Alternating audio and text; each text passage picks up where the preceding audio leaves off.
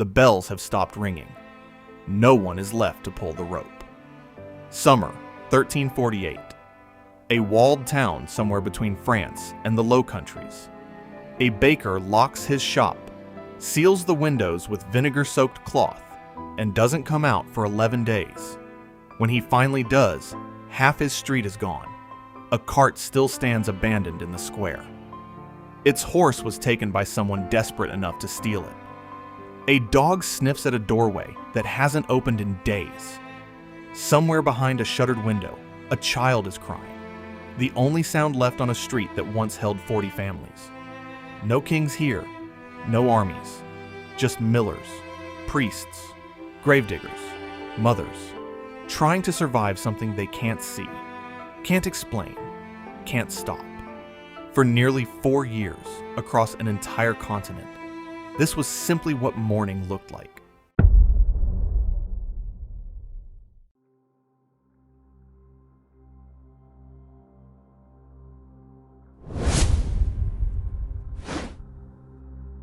Historians estimate the Black Death killed between 25 and 50 million people in Europe alone, between 1347 and 1351, roughly a third to half the continent's population. Some regions lost far more. Parts of Italy and southern France recorded death tolls closer to 2/3. Entire English villages were abandoned so completely that their ruins and their names vanished from maps within a generation. Archaeologists still occasionally find these lost villages today. A few raised earth bumps in a farmer's field, the only trace of a community that simply stopped existing. Numbers like these hide something harder to picture: what it actually felt like to live inside a town while it happened. Not a historical event with a clean beginning and end. An ongoing, grinding present, where every cough could be a death sentence, and every morning brought the same question: who made it through the night? That's the story here. Not the plague as a statistic. The plague as something people woke up inside of, every day, not knowing if today was the day the swelling appeared under their own arm. It rarely announced itself politely. A trader arrives from a port town, feverish, joints aching, head pounding. Within 2 days, dark swellings, buboes, appear at his neck, armpits, or groin, some the size of an egg, some larger. His skin darkens in patches, blotches spreading under the surface, like bruises with no cause. He's dead within a week, sometimes a day.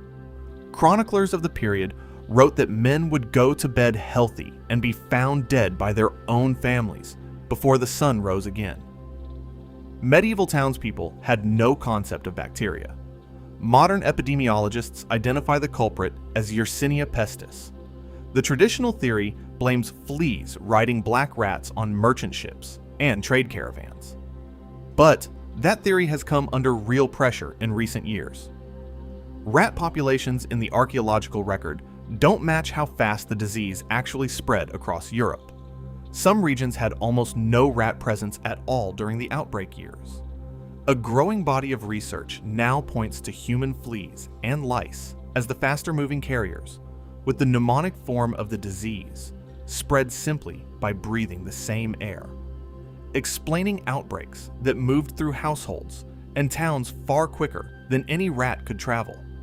None of this was known at the time. People searched for answers in the only frameworks they had: religion, astrology, fear. Physicians trained on the ancient theory of the four humors blamed miasma, bad air corrupted by planetary alignment or decaying matter. Their treatments: bloodletting, lancing the buboes with hot irons, burning aromatic herbs in the streets, carrying pomanders stuffed with cloves and dried petals held close to the nose. None of it worked. Physicians who treated the sick got sick themselves.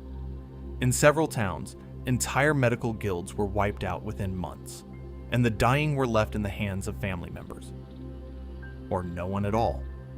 Some physicians simply refused house calls altogether, shouting instructions from the street instead of entering.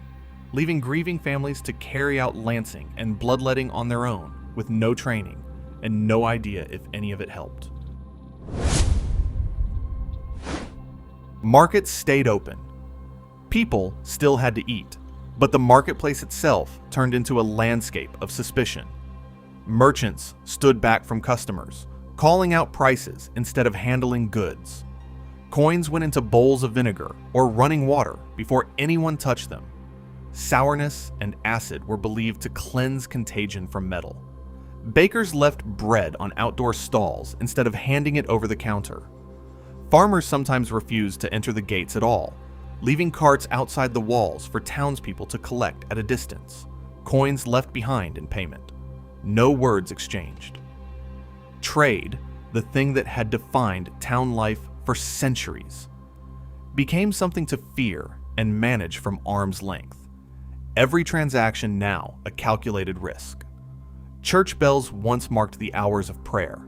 Now they rang constantly for funerals, so often that some town councils banned the practice. The endless tolling, they feared, was spreading panic faster than the disease itself. In parts of Italy and southern France, the silence that followed became its own kind of horror. No bells meant either the dying had become too routine to mark, or there was no one left with the strength to pull the rope. Street life reorganized itself around avoidance. People crossed to the far side of the road rather than pass too close to a stranger. Neighbors who had shared meals for years now spoke through half-open doors, if they spoke at all. Some towns painted red crosses on the doors of infected households, a visible warning to keep walking.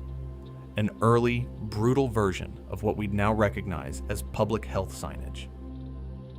It was in this period that the Adriatic port city of Ragusa, modern Dubrovnik, introduced a policy in 1377 requiring incoming sailors and travelers to isolate for 30 days before entering the city, later extended to 40.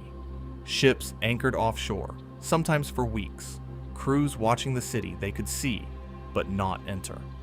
Crews waited out the isolation before any goods or people came ashore. The Venetian word for 40, quaranta, gave us quarantine, one of the first organized public health responses in recorded history, born out of desperation, not science, decades before anyone understood what a bacterium even was. Inside a plague town, domestic life continued under something close to siege.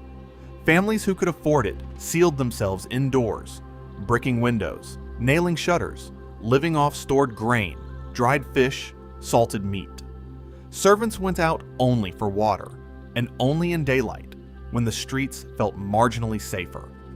Children were kept from windows entirely, told the outside air itself carried death. Wealthier households sometimes fled to countryside estates entirely, abandoning townhouses mid-meal, taking what they could carry. The writer Giovanni Boccaccio documented exactly this, a group of young Florentines escaping into the countryside, as the frame for the Decameron, written in the years after the 1348 outbreak in Florence. His 10 storytellers retreat to a villa outside the city and pass the days telling tales, trying to outrun the horror they left behind. It's one of the earliest surviving records of how people coped, psychologically, with mass death, not through prayer alone, but through distraction, storytelling, and denial, dressed up as leisure. The poor had no such option. Laborers, tanners, dock workers kept working the land and the docks, or starved, plague or no plague.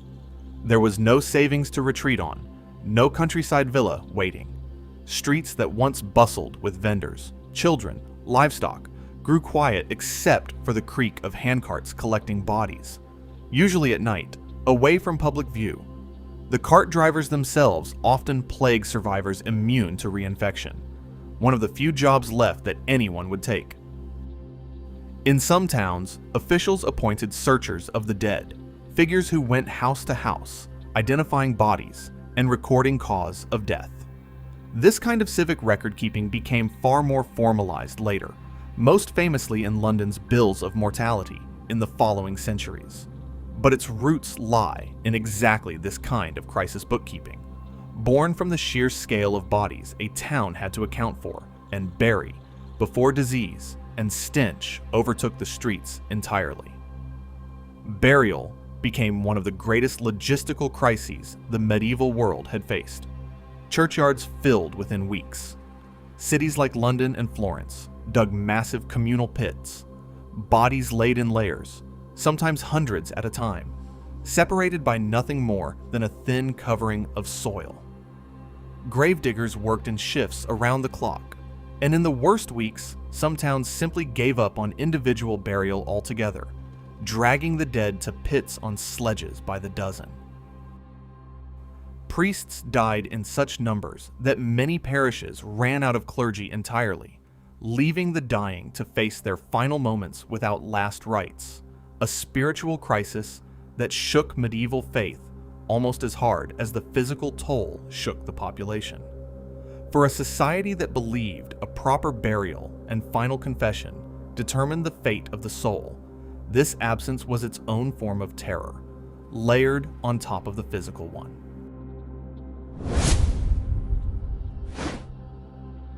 Terror without explanation curdled into blame. Blame turned violent. Jewish communities across parts of Europe were falsely accused of poisoning wells, triggering massacres in cities including Strasbourg, Basel, and Mainz. Despite clear evidence that Jewish populations were dying from the plague at the same rates as everyone else. Entire communities were burned or driven out of cities they'd lived in for generations. Confessions extracted under torture were used to justify further violence, spreading the accusation from city to city faster than the disease itself in some regions.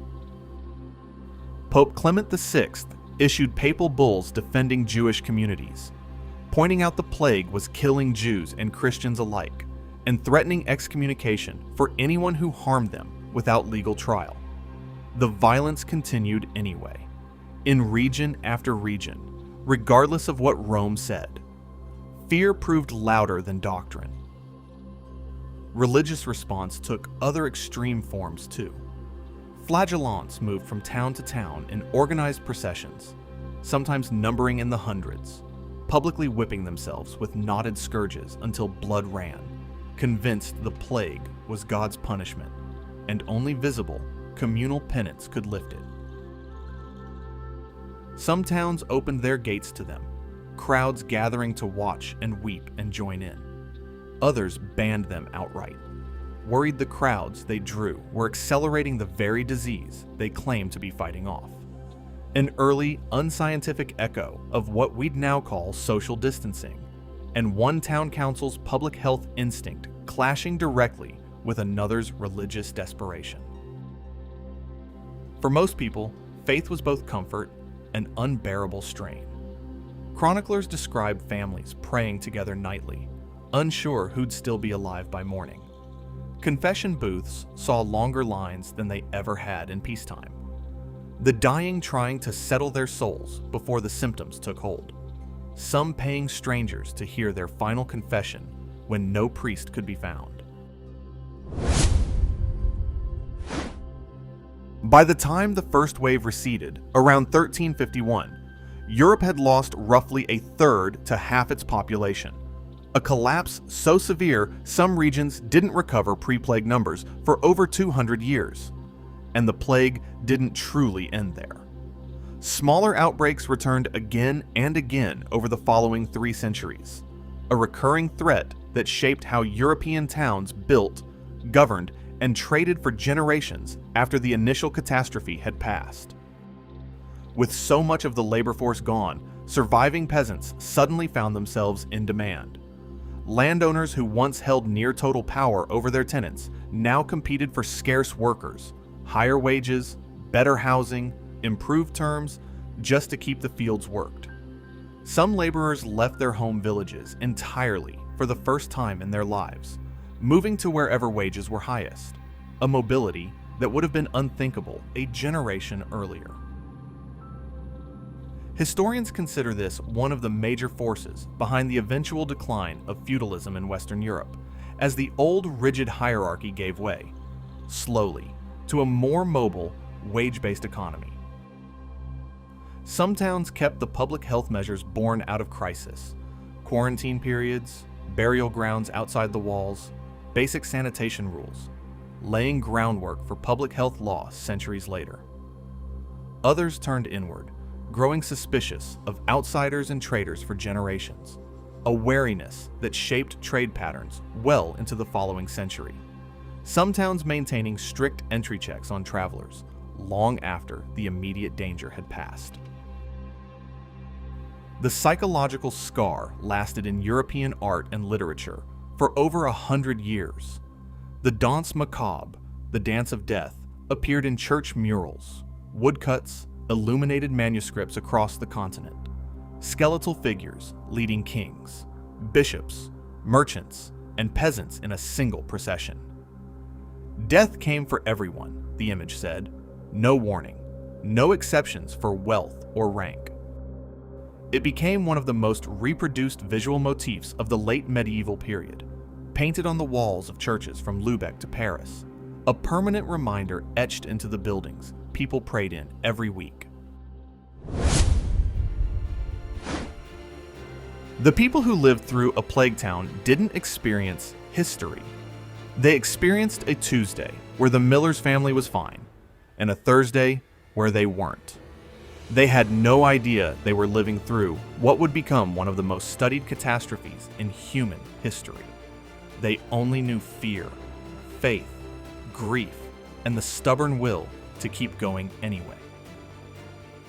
To open the bakery, to bury the dead, to pray one more night for a morning that might not come for everyone.